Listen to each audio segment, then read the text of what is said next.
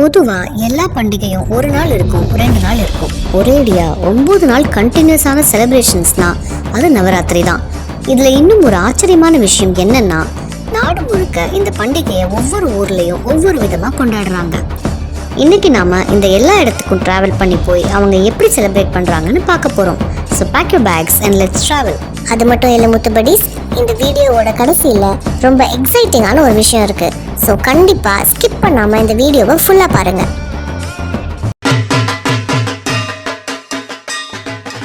துர்க்கைன்னு சொன்ன உடனே எல்லாருக்கும் முதல்ல ஞாபகத்துக்கு வர்றது கல்கத்தா காளி தான். இங்க துர்கா பூஜா ரொம்ப ஃபேமஸ்.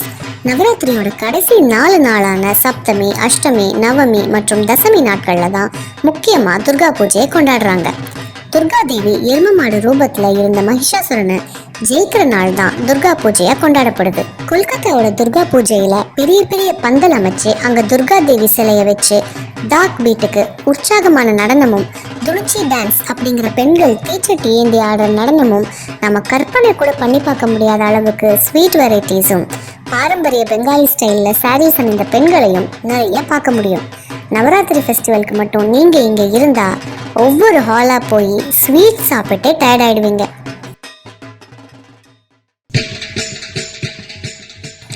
நெக்ஸ்ட்டு ஹிமாச்சல் பிரதேஷில் இருக்கிற குலு. இங்கே கொஞ்சம் வித்தியாசமாக நவராத்திரியோட 10வது நாளில் தான் நவராத்திரி கொண்டாட்டங்கள் நடக்கும். நாட்டில் பிற மாநிலங்களில் நவராத்திரி முடியும் போது தான் இங்கே செலிப்ரேஷன்ஸே ஸ்டார்ட் ஆகும். இந்த 10வது நாள் கொண்டாட்டத்துக்கு குலு தசரான்னு பேர்.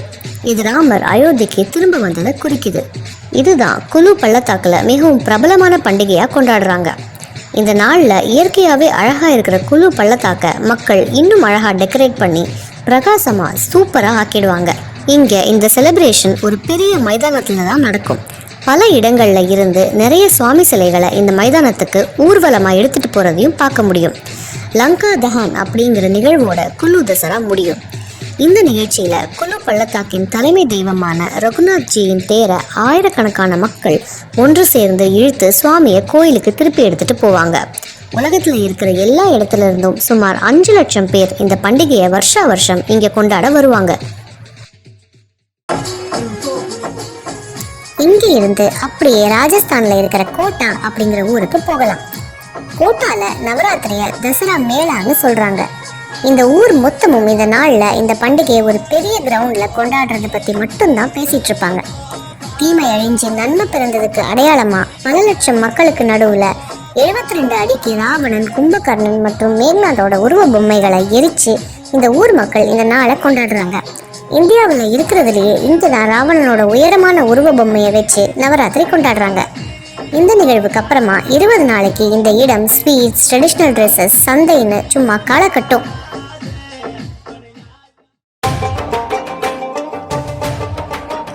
அடுத்ததா அங்கிருந்து அப்படியே பக்கத்தில் இருக்கிற குஜராத்துக்கு போகலாம். நவராத்திரியோட 9 நாளும் கர்பா டான்ஸை ஆடி இங்கே செலிப்ரேட் பண்ணுறது தான் குஜராத்தோட ஸ்டைல். மக்கள் 9 நாட்களும் விரதம் இருந்து மா சக்தியை வழிபட்டு தங்களை அர்ப்பணிப்பாங்க. சாயங்காலத்தில் மா சக்திக்கு ஆரத்தி எடுத்து வழிபடுவாங்க. பகல் மற்றும் இரவுகளில் சக்தி தேவியோட சிலையை சுற்றி ஆரத்தி செய்கிறது, துர்கா தேவிக்கு பிரார்த்தனை, பிரசாதம் மற்றும் புகழ்பெற்ற நாட்டுப்புற கர்பா நடனம் ஆகியவை இந்த ஊரோட கலாச்சாரம். நம்ம சென்னையில் கூட பல ஹோட்டல்ஸ் மற்றும் மால்ஸில் நவராத்திரி போது இந்த கர்பா டான்ஸை இப்போ பார்க்க முடியும்.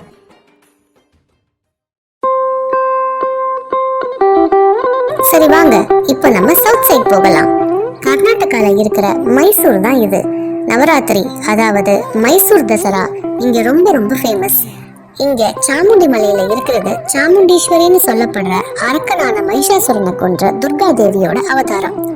மைசூர் அரண்மனை தசரா அப்போ விளக்குகள் மற்றும் மலர்களால் அலங்கரிக்கப்பட்டு ஊரே படு அட்டகாசமாக காட்சி அளிக்கும். இங்கே ஜம்பு சவாரின்னு சொல்லப்படுற ஒரு பிரபலமான ஊர்வலமும் நடைபெறும். இது யானை அணிவகுப்புகளை உள்ளடக்கியது. இதுல ஒண்ணு சாமுண்டீஸ்வரி தேவியை கொண்டு செல்லும்.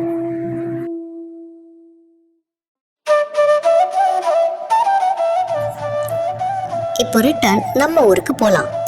தமிழ்நாட்டில் திருவிழாவோட முதல் 3 நாட்கள் லக்ஷ்மி தேவிக்கும், அடுத்த 3 நாட்கள் துர்காவுக்கும், கடைசி 3 நாட்கள் சரஸ்வதிக்கும் அர்ப்பணிக்கப்படுது.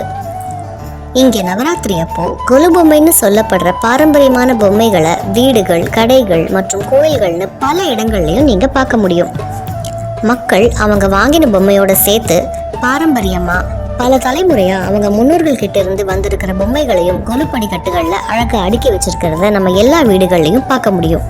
இதுல சுற்றுச்சூழல், ஸ்தலங்கள், புராணங்கள் அப்படின்னு பல பல கான்செப்டோட ரொம்ப கிரியேட்டிவா பார்க்குறவங்கள பிரமிக்க வைக்கிற மாதிரி பலவிதமான அலங்காரங்களையும் பார்க்க முடியும்.